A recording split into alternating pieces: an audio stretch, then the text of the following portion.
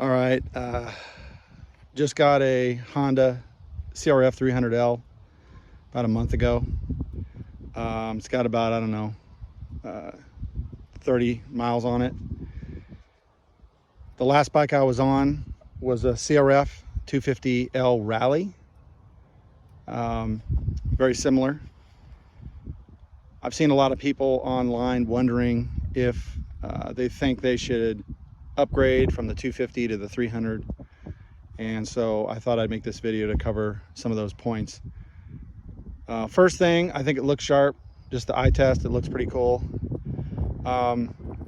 Secondly, it's definitely a different bike. It feels different when you sit on it, when you take it into the twisties. It feels lighter and it feels less top heavy. The slipper clutch is another really nice feature that I like. When you're quickly having to change gears, and you can just pop that clutch and it gently modulates how quickly it does it and engages the wheel without skidding. Very nice feature.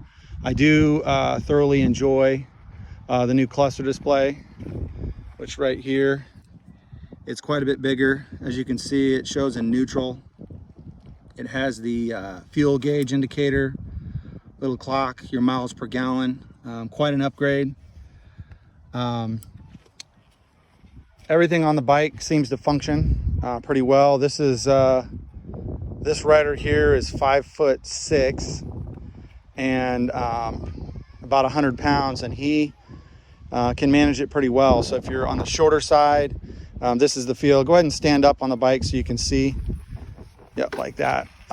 That's a 5'6" rider on there.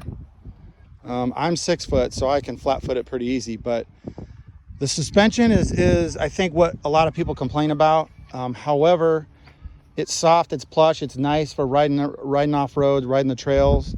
It's probably not great for aggressive riding, but I think for a couple $100 you upgrade the front fork spring to your desired weight, and another $600 for a rear shock, and you're going to be pretty happy with the suspension. So I've heard. That's the next thing I plan to do on the bike. It does not come with a brush guard, which is disappointing, so that's something you got to order. Another thing I've seen is you can't just throw the bark busters or whatever on there. You got to get new handlebars to be able to put the whatever guard you want on the front.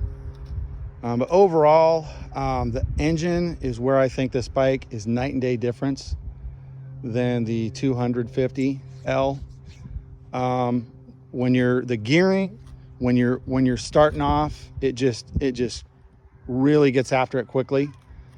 It has plenty of power in the throttle response, and instead of the 250, you kind of floor it, and it's like almost like just dead once you get to a certain point.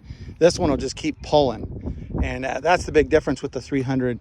And part of that is due to the new gearing. The gearing's geared quite low in the early first 3 gears.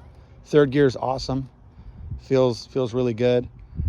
I really don't have any complaints about the bike. The price is about as good as you're going to get. 5,300 or so. Lot of new stuff.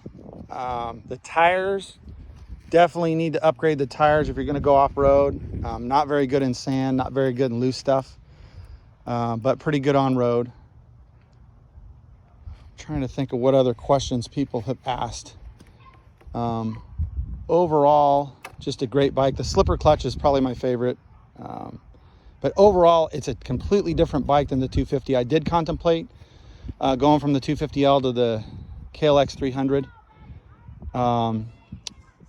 But I just think that upgrading the suspension on my own, after that's done, it will be, in my opinion, more the bike that suits me, with really good low-end torque, low-end power, and a nice feel, and it looks modern, all the modern touches. The Kawasaki looked a little dated, and it looked like, I know there's some other changes, but mostly just the motor. I like the low-end grunt versus the high-end power that I think the Kawasaki is more suited for. So just thought I'd put that out there. Thanks.